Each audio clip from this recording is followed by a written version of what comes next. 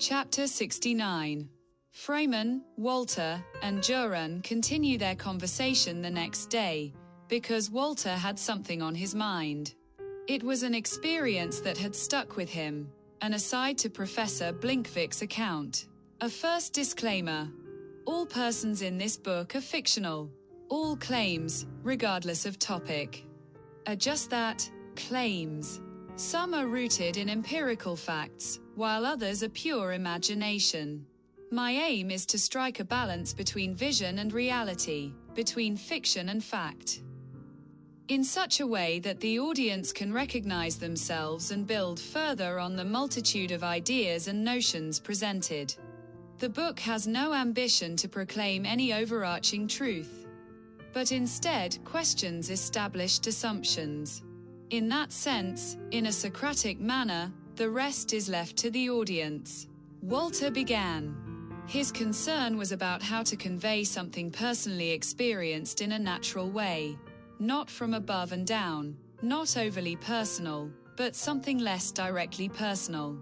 Yet still to communicate something of general relevance, something most people could relate to.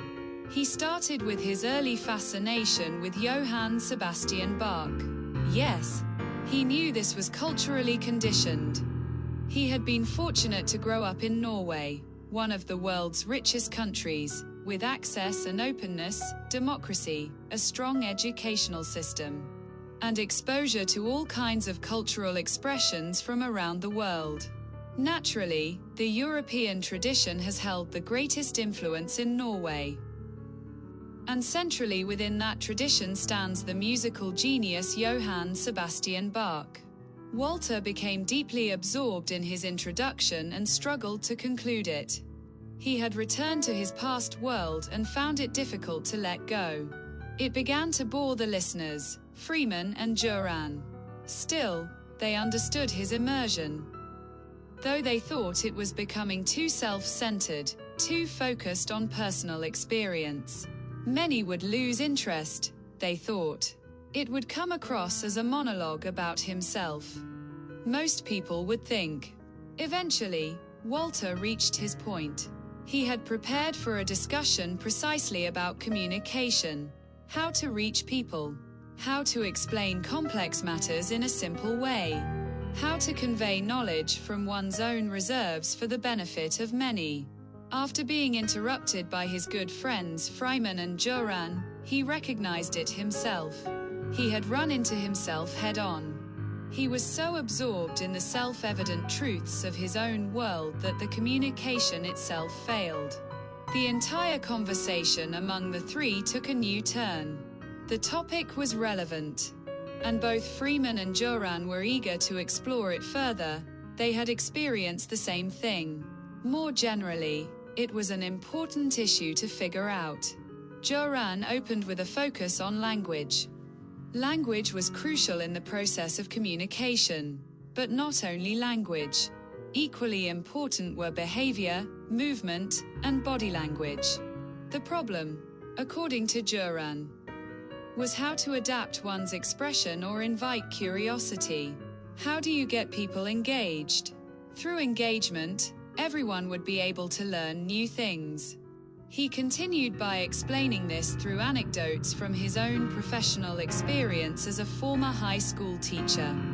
He had taught a class of about 30 students, most of them very willing to learn, but restless and impatient. The challenge was capturing their attention when introducing a new topic. About a third seemed interested, while the rest gradually lost focus. How could he bring more of them along? He had briefly raised this in the teacher's lounge, but had never received a satisfactory answer. Some colleagues shared the same experience, but seemed to have resigned themselves to it. Freeman interjected. It is about simplifying language without diminishing the importance of the content. It is not easy, but necessary. He pointed out that communication is about drawing from one's experiences and knowledge in a way that is understandable to others. Not absolutely everyone, but most. He argued that the challenge is realizing that others do not have access to one's own isolated world.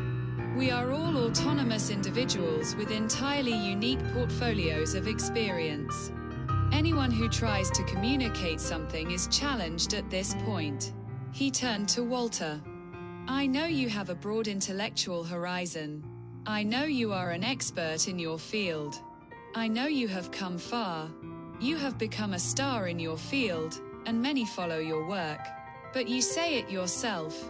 You are not getting through with your preferred way of communicating. That is understandable, but you must confront the distance between yourself and others. You must build a bridge from your inner world to the audience's capacity to receive. Walter sat there in silence. He knew Freiman was right, but he could not quite accept it. He resisted.